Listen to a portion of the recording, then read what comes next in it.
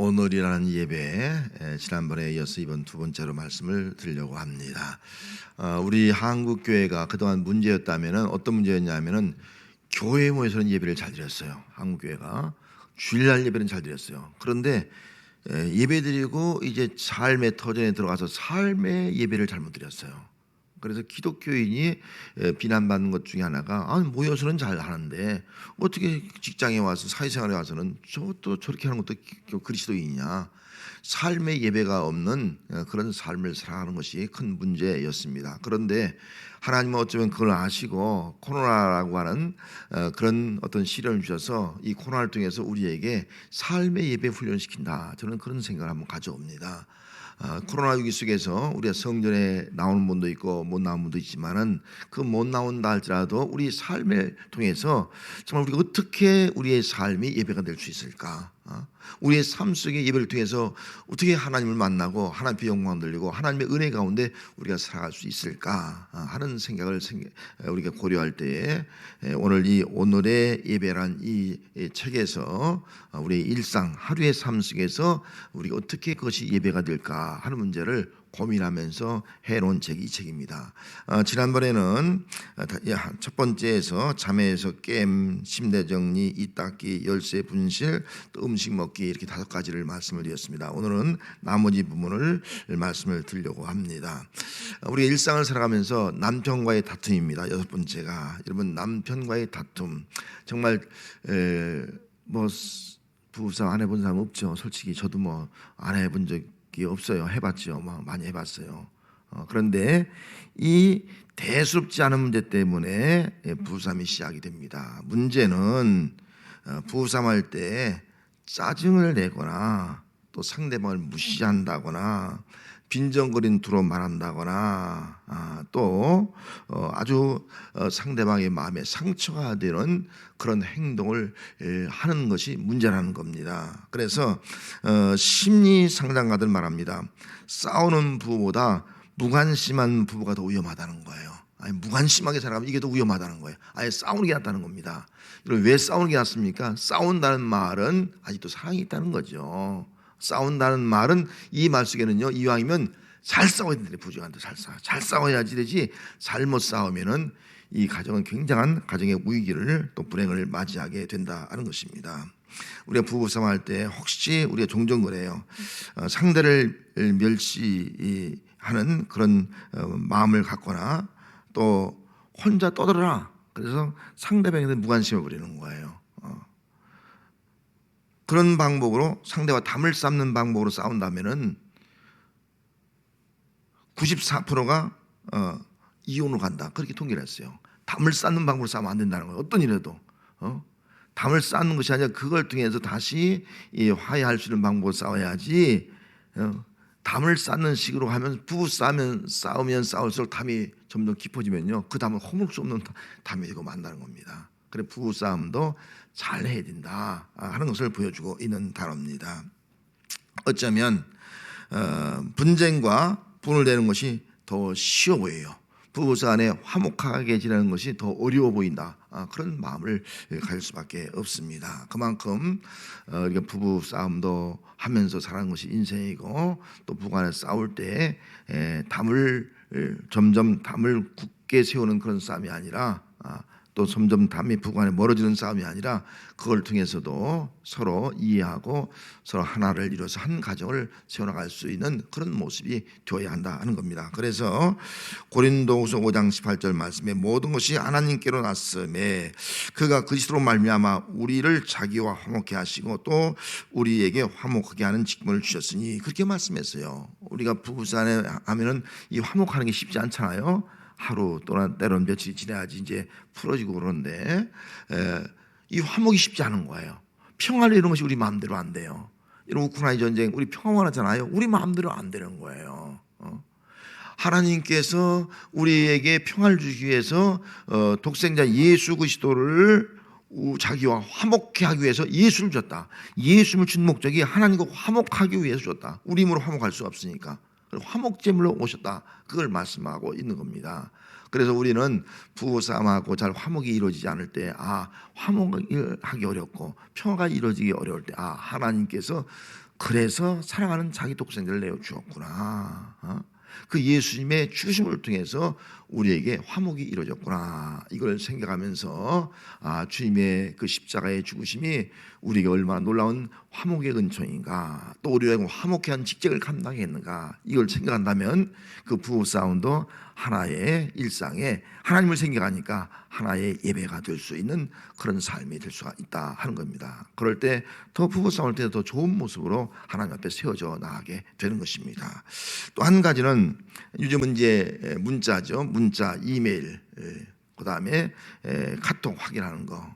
여러분, 우리가 카톡 얼마나 많이 많습니까? 문자 얼마나 많이 많습니까? 하루에 아마 카톡이나 문자 받는 거 따지면은 굉장히 많은 숫자를 받는 것으로 우리가 볼 수가 있습니다. 이제는 만나서 이야기하는 시대, 또 전화로 통화하는 시대가 아니라 카톡으로 의사소통을 하는 그런 시대가 되어가고 있는 것을 알 수가 있습니다. 문제는 문자나 카톡을 확인하는 것이 중요한 것이 아니겠습니까? 어떤 문자가 왔어요. 근데 확인하지 않아요. 확인하지만 도대체 어떤 것이 왔는지, 어떤 일이 발생하는지 아무것도 알 수가 없는 겁니다. 저는 노예에서 어떤 것이 좀 문자나 카톡으로 오거든요. 그럼 확인 안 하면 모르는 거예요. 제가 할 수 있는 일을 못 하는 거예요. 꼭 확인을 해야 됩니다. 또 교회에서 여러분들에게 종종 이제는 코로나 시대에 문자나 카톡을 보냅니다. 그럼 여러분들이 꼭 확인을 해야 됩니다. 확인하고 구역장들이 구역원들에게 보낼 것은 반드시 보내야 돼요. 보내지 않으면 중간 차단되고 마는 겁니다. 그러면 그 자리에서 막히고 마는 거예요. 이거 하나님이 원하는 것이 아니지 않습니까? 그래서 확인이 중요하다 하는 것입니다. 그래서 카톡이 오면 어떤 사람은 불편하게 생각하는 사람도 있고, 어떤 사람은 그래도 중요한 것이니까 왔겠지 생각하면서 카톡을 확인하고 열어보는 사람도 있습니다. 여러분, 카톡이 또 문자가 하도 많이 와서 번거로운 시대를 맞이하고 있지만 꼭 교회에서 가는 그런 카톡이나 문자는 여러분 열어볼 수 있기를 바랍니다. 확인을 꼭 하시길 바랍니다. 그냥 덮어두지 마시고 열어봐야지만이 교회의 소식도 알고 교회에서 하고자 하는 일도 알고 또 기도할 것도 위해서 기도할 수 있는 그런 믿음의 사람이 될 수가 있습니다. 꼭 확인을 하시고 함께 기도하고 함께 참여하고 또 함께 위해서 일할 수 있는 그런 은혜가 함께 하시기를 바랍니다. 또 카톡을 받기도 하지만 카톡이나 문자를 보내기도 합니다. 여러분, 보낼 때 어떤 마음을 합니까? 내가 보냈는데 상대방이 열어보지도 않으면요 별로 마음이 좋지 않아요.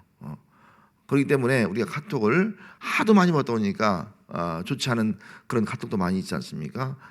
그래 보내는 사람의 마음을 생각할 때 내가 어떤 마음으로 보낼까?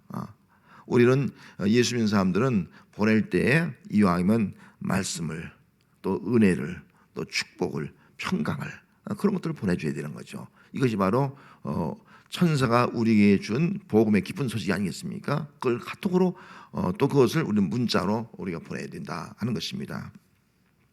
요한복음 2장 20장 21절에 보면은 예수께서 또 이르시되 너희에게 평강이 있을지어다. 아버지께서 나를 보내신 것 같이 나도 너희를 보낸다. 우리가 몸으로 가지 못한다 할지라도 지금 우리의 그 메시지를 카톡이나 문자로 보내는 시대가 되었습니다. 우리가 보낼 때는 어떤 거예요? 아버지의 은혜, 아버지의 평강, 아버지의 축복, 또 아버지의 사랑, 이런 것들을 우리가 문자로 보내서 내 문자나 카톡을 받은 사람들이 우위로 받고 힘을 얻고 더 하나님을 경외하게 된다면 그것이 바로 오늘의 예배가 될 수가 있는 것입니다. 또 한 가지는 8번째는 교통체증 버티기예요. 교통체증. 우리도 교통체증 참 차 여기 앞에 보면 많이 밀려요. 그 출퇴근 시간 되면은 이런 교통체증일 때 여러분 어떻게 반응합니까? 어떤 사람은 그냥 클락션 빵빵 그냥 울리는 사람이 있어요. 팍 그냥 막 울리는 사람도 있어요. 어떤 저도 깜짝 놀랄 때가 있어요. 뒤에서 빵 해버리니까 말이죠. 그렇게 누르는 사람도 있고, 또 어떤 사람은 짜증을 내면서 뭐라고 좋지 않은 소리 하는 사람도 있고, 어떤 사람은 새치기 그냥 어떻게 바쁘니까 새치기 쫙 잘 빠져나가는 사람도 있고, 여러 가지 반응을 보일 수가 있습니다. 이 모든 것들은 한마디로 말하면 인내심의 부족이죠. 기다리는 것의 부족이라고 이렇게 말할 수 있습니다. 저도 어떤 때는 기다리지 못하고 그냥 막 새치기 하고 그냥 기다리기 힘드니까 아예 도로서 그냥 가고 말이죠. 좀 멀더라도 자꾸 그렇게 하는데, 우리가 다 인내심이 필요해요. 기다림이 부족한 것이 우리의 모습이에요. 조금만 기다려도 갈 곳은 장소에 가요. 좀 늦어서 그렇지. 뭐 10분 20분 늦었지 언젠간 가요. 언제가 세종시 가는 것만 길 막겠다고 합시다. 좀 기다려서 그렇지 가긴 가잖아요. 가긴 가요. 그래서 이 기다림, 우리가 기다리지 못하는 거, 그걸 한번 생각할 때 이걸 통해서 하나님의 기다림을 우리가 한번 생각해 볼 필요가 있어요. 시편 이사야 30장 18절에 보면 그러나 여호와께서 기다리시나니 이는 너희에게 은혜를 베풀려 하며 일어나시니 이는 너희를 국률 여기려 하심이라. 대저 여호와는 정의 하나님이시라. 그를 기다리는 자마다 복이 있다. 하나님은 우리를 기다리는 거예요. 우리가 다시 돌아오기를 기다리고, 은혜 주려고 기다리고, 또 하나님께서 우리에게 복을 주려고 기다리고 기다리는 거, 이게 하나님의 마음이다. 이 기다림을 통해서 하나님의 마음을 우리가 한번 생각해 보는 거. 하나님도 나를 위해서 이렇게 기다리고 있구나. 저 강팍한 백성들 회개하고 돌아오기를 그렇게 기도하고 있구나. 은혜 주려고 기다리고 있구나. 복을 주려고 기다리고 있구나. 이걸 생각할 때, 그걸 생각하면 기다림이 내게 은혜가 되는 거예요. 하나님의 기다림. 그래, 나도 또 주님을 기다려야지. 주님이 우리에게 오신다고 약속했는데 인내하고 기다려야지. 더 사모하며 기다려야지. 이런 마음을 간다면 그를 통해서 그것이 하나님과의 만남이 되어지고 영적 은혜가 되어서 하나의 오늘의 예배가, 일상의 예배가 될 수가 있습니다. 또 한 가지는, 9번째는 친구와 통화하기입니다. 우리는 통화는 전화 늘 하지 않습니까? 남자들은 통화할 때 대충 몇 분 합니까? 남자들은 10분 하면 길게 하는 거, 10분 하면. 저도 통화하면은, 또 장로님들과 통화하면은 예, 알겠습니다. 예, 그렇죠. 예, 좋습니다. 하면 얼마 걸릴까요? 1분이나 2분 걸릴까요? 3분도 안 걸릴 것 같아요. 남자들은 통화를 비교적 길게 하지는 않습니다. 한 5분이나 10분 통화한다면은, 야, 할 말 다 했냐? 지겹다. 끊어. 하고 끊어버립니다, 남자들은. 그런데 여자분들은 전화할 때 1시간을 통하잖아요. 1시간을 통화한다고, 야, 자세한 건 만나서 얘기하자. 그렇게 이야기를 한다고 하지 않습니까? 이게 남성과 여성의 차이점이라 그렇게 볼 수가 있습니다. 그래서 전화를 오래 해도 남자들은 이해해야 돼요. 통화비 많이 나간다. 그런 거 생각하지 말고, 전화 1시간 하든 2시간 하든, 그저 그렇게 오래 하는 것이 여성이구나. 이해를 하면은 마음이 편합니다. 고린도 전서 1장 9절 말씀에 너희를 불러 그의 아들 예수 그리스도는 우리 주와 더불어 교제케 하시는 하나님을 믿으시다. 교제케 하시는 하나님은 교제케 하시는 하나님이에요. 이걸 다르게 말하면, 교제라는 말은 기도의 기도를 통해서 교제하는 거예요. 물론 말씀을 통해 교제하지만, 그래서 우리의 전화 통화를 통해서 늘 일상생활에서 내가 이렇게 전화 통화를 통해서 친구와 또 서로 소통하고 교제하는데 정말 이 교제가 이렇게 중요한 것이구나. 그걸 생각할 때 우리 하나님 앞에도 기도하지 않을 수 없지 않습니까? 그래, 나도 하나님과 교제하는 시간을 가져야지. 한 3분 교제하는 거, 때로는 내 여성 같은 친구들과 1시간 통화했단 말이죠. 그래, 나 통화 시간을 좀 늘려서, 하나님과 기도 시간을 좀 늘려서 하나님과 교제해야지. 이런 마음을 간다면 이게 얼마나 큰 은혜입니까? 그런 마음을 가질 때 그것이 일상의 예배가 될 줄로 믿습니다. 그래서 출애굽기 33장 11절에 보면은, 사람이 자기 친구와 이야기함 같이 여호와께서 모세와 대면하여 말씀하시며, 하나님의 친구가 된 거예요, 모세에게. 그 친구가 돼서 함께 말씀하는 거예요. 이게 얼마나 큰 은혜입니까? 우리가 친구와 통하듯이 하나님과 이렇게 통화해서 하나님이 나의 친구가 되어진다면, 그런 모습을 우리가 하나님과 소통하며 살아간다면 이것이 큰 우리 삶의 은혜다. 또 귀한 사명을 감당할 수 있는 그런 힘이 된다 하는 것을 우리가 생각하면서, 이것이 하나의 또 일상의 전화 통화를 통해서도 예배가 되어야 합니다. 자, 또 한 가지, 10번째, 참아시기가 있습니다. 참아시기. 11번째가 마지막입니다. 10번째, 참아시기. 오늘 우리 현대인들은 차를 많이 마십니다. 우리 특별히 요즘은 우리가 커피 시대가 되었습니다. 커피집이 제일 좋은 집이 요즘은 커피집인 것 같아요. 제일 좋은 집이. 얼마나 근사하게 커피집을 저는지 모릅니다. 어떤 설문조사에 의하면은 전체의 55.6%가 하루에 3잔 이상 커피를 마신다. 그런 설문조사가 나왔습니다. 그만큼 우리가 커피를 많이 마신다는 거예요. 특별히 우리 주변에 보면 직장인들 점심을 먹고 난 다음에 꼭 커피를 마시잖아요. 커피를 마십니다. 커피를 마시면서 직장 생활의 어떤 스트레스라든지 어떤 것들을 좀 우리가 풀면서 하나의 힐링의 시간이다 하루의 일과 속에서 지루한데 하나의 힐링의 시간이다. 그래서 커피가 하나의 자신을 치유하는, 힐링할 수 있는 그런 시간이 되어가고 있다 하는 것입니다. 또 친구들과 만나서 커피를 마십니다. 커피 마시면서 사소한 일상 얘기를 다 하지 않습니까? 그러면서 서로를 공감하고 서로를 이해하고 서로의 마음들을 위로하고 이런 것들이 바로 커피를 친구들과 나눈 시간입니다. 이런 얼마나 귀한 일이에요. 또 우리는 종종 혼자라든지 부부간에 조용한 장소에 가서 커피를 마실 때가 있습니다. 경관이 참 좋아요. 어떤 데 가면은 너무 경치가 좋은 거예요. 복잡한 데가 아니라. 그래서 커피를 마시면서 하늘을 바라보고 때로는 호수를 바라보고 때로는 들을 바라보고 산을 바라봅니다. 야, 참 아름답다. 너무 힐링이 돼요. 치유가 돼요. 그런 걸 바라보면서 너무 좋다. 여기서 저 호숫가를 바라보면서 좀 계속 앉아 있으면 좋겠다. 그런 마음이 들 때가 있습니다. 가만히 호수를 바라보면서 자연을 바라볼 때, 야, 자연의 신비, 이게 얼마나 아름다운가. 어떻게 하늘과 산과 물과 땅이 이렇게 조화를 이룰까. 그런 마음을 여러분들 다 경험을 해 보았을 것입니다. 이것이 바로 하나님의 창조를 경험하고 그걸 느낀다고 하면 이것이 바로 하나의 힐링이요, 또 하나의 예배가 될 수 있는 것이 아니겠습니까? 이사야 35장 12절 말씀에 그렇게 기록을 해놓고 있습니다. 광야와 메마른 땅이 기뻐하며 사막이 백합화가 피고 즐거워하며 무성하게 피어 기쁜 노래로 즐거워하며 레바논의 영광과 갈멜과 샤론의 아름다움을 얻을 것이다. 그것들이 여호와의 영광 곧 우리 하나님의 아름다움을 보리로다. 이번 찬잔 마시면서 하나님의 창조한 피조물을 통해서 하나님의 아름다움을 본다면 이것이 하나님께 예배하는 것이 아니겠어요? 하나님의 아름다움을 위해서 나도 모르게 찬양이 나 마음속으로. 그러면 이것이 바로 하나님의 예배다.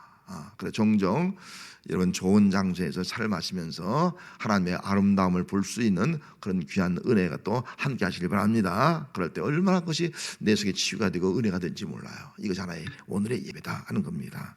자, 마지막으로 잠입니다. 잠. 우리가 첫 번째는 잠에서 깨는 거. 이제 잠으로 11번째 마칩니다. 우리가 잠이라는 것은 보통 우리가 8시간 평균 자야 된다 그러지 않습니까?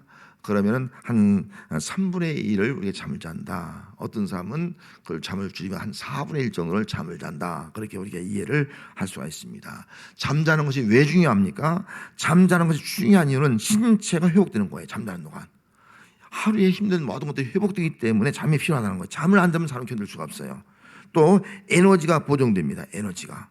그리고 멜라토닌 또 성장 호르몬 등 이런 것들 호르몬들이 분비되어서 우리 몸을 다시 제자리로 갖다 놓습니다. 또 기억 저장 역할 모든 것들이 다 머릿속에 저장이 되어서 우리 두뇌가 활동하게 됩니다. 잠을 자지만은 이런 것들이 바로 수면이다라고 볼 수가 있습니다. 그래서 이 잠이라는 것은 우리가 살아가는데 정말 중요합니다. 여러분 하루라도 잠 자지 못하고 오세요. 이틀 3일 잠 못 자면 우리는 견딜 수가 없는 겁니다. 그래서 이 잠자는 것이 얼마나 귀한가. 그래서 우리는 이 잠자는 걸 통해서 우리 인간의 한계를 낍니다. 우리 인간은 한계가 있구나. 유한 존재구나. 우리 인간의 노력과 힘으로만 살아갈 수 없구나. 이 잠을 통해서 하나님이 이렇게 돌보시고 하나님이 잠자는 가운데서 우리를 이렇게 치유하고 회복시켜야지 살아갈 수 있는 것이 바로 우리 인간이구나 하는 것을 우리가 다 느끼지 않습니까? 시편 127편 2절 말씀에 너희가 일찍이 일어나고 늦게 누우며 수고의 떡을 먹음이 헛되다. 그러므로 여호와께서 그 사랑하는 자에게 잠을 주신다. 잠을 주신다. 잠을 주지 않으면요 아무리 우리가 수고해도 수고한 것이 헛되는 거예요. 여러분 잠 못 자보세요. 아무리 수고해도 수고한 것이 헛되기도 하는 거예요. 그래서 잠이라는 것은 뭐냐? 하나님의 은혜 안에 머무는 순간이에요. 하나님 우리가 할 수 있는 거 아무것도 없어요. 그냥 잠자는 거예요. 하나님의 은혜 안에 머무는 순간이에요. 그 은혜 가운데 모든 것이 치유되고 회복되는 것이 바로 이 수명이다. 그래서 사랑하는 자에게 잠을 준다. 그렇게 말씀을 하고 있는 것입니다. 여러분 잠을 자면서 하나님께 기도하시기 바랍니다. 하나님 이 오늘 수면도 내가 하나님의 은혜 가운데 머무는 이 밤이 되게 하옵소서. 하나님의 은혜 가운데 머물러 있으니까 그 은혜 안에서 하루의 삶의 모든 것들이 정리가 되어지고 또 회복이 되어지고 또 저장이 되어지고 또 아침에 새롭게 힘이 있게 새로운 힘을 가지고 일어날 수 있는 거. 그렇게 우리가 살아간다면 이 수면도 우리의 하나의 일상의 예배가 될 수가 있다 하는 것입니다. 하루 동안 우리는 수많은 일들이 일어납니다. 이 오늘이라는 책에서는 11가지 일상의 생활을 정리해 놓고 그것이 우리 삶의 예배가 되었으면 좋겠다. 이 저자가 그렇게 말하고 있는 겁니다. 이 코로나 시대에 정말 우리의 일상이 힘들어요. 일상이 피곤합니다. 일상이 지쳐 있습니다. 늘 습관적으로 반복된 일상을 우리가 살아가고 있습니다.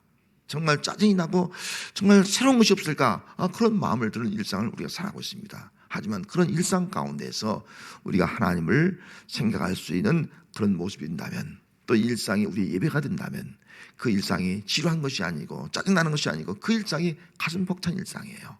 하루하루가 너무나 감격스러운 거예요. 하나님의 은혜 가운데 거하는 거예요. 또 하나님의 창조의 아름다움을 이 땅에 이루어나가는 거예요. 심차게 내주어진 사명을 우리가 감당하며 살아갈 수 있는 거예요. 이것이 얼마나 아름다운 삶입니까? 오늘 일상에 되어진 모든 일들이 영적으로 우리의 예배가 되어진 삶을 살아가는 우리 모두가 되어야 할 줄로 믿습니다. 기도하겠습니다.